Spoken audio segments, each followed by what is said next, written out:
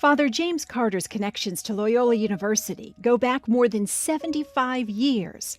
He was a student there during World War II, who returned as a priest and professor, and then spent 21 years as university president. I am just delighted to be part of this effort to celebrate Father Jim Carter's extraordinary tenure at Loyola University. What an amazing guy. What a great pleasure it is to be able to say a few words on behalf of our friend, our longtime Rotarian, James Carter.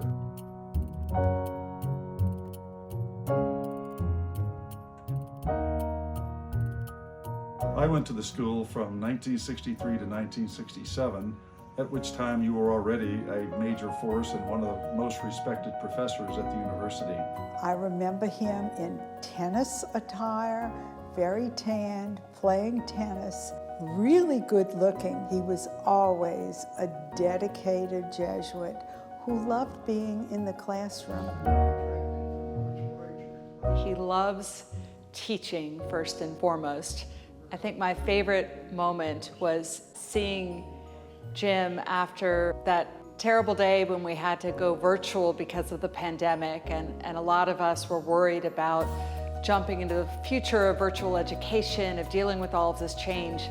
And he told me with great excitement that he'd used some of his professorship money to buy some new technology to help him teach his physics class virtually.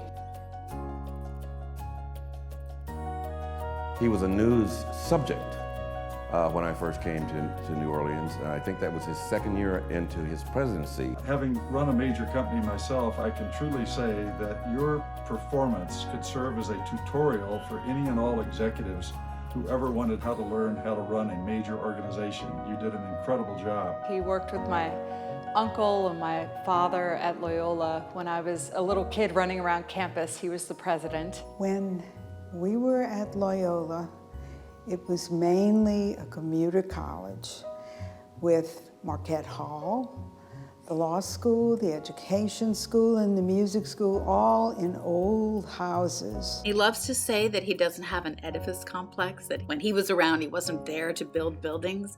But when he was there, Loyola's footprint grew, and he did build buildings, and he did bring in a lot of land and buildings to the university, and he expanded it. Through your vision and leadership, we now have this beautiful Loyola campus with diverse students, national and international, attracted to come here.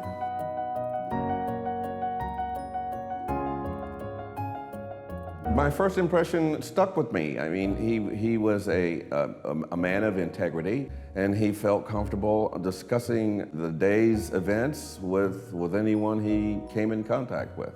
You know, through Rotary, it was really neat to serve side by side with Father Carter, and in doing service projects, at meetings. Father Carter almost never missed a meeting. There is not a fact or a person around Loyola that he has forgotten.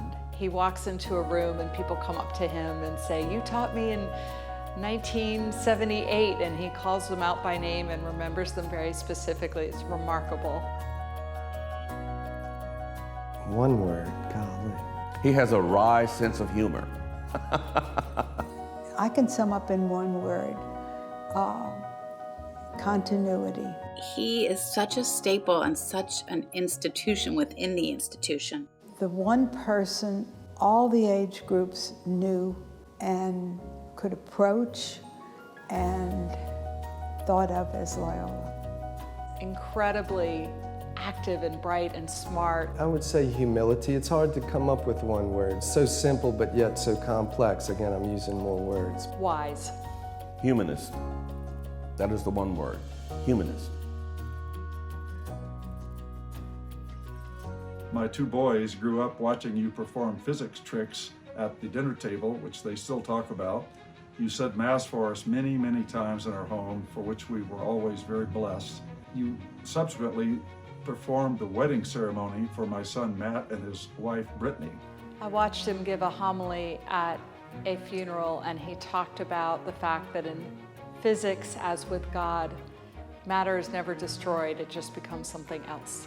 Father Carter gave a talk at Rotary and put together a wonderful presentation which scientifically and philosophically proved the existence of God.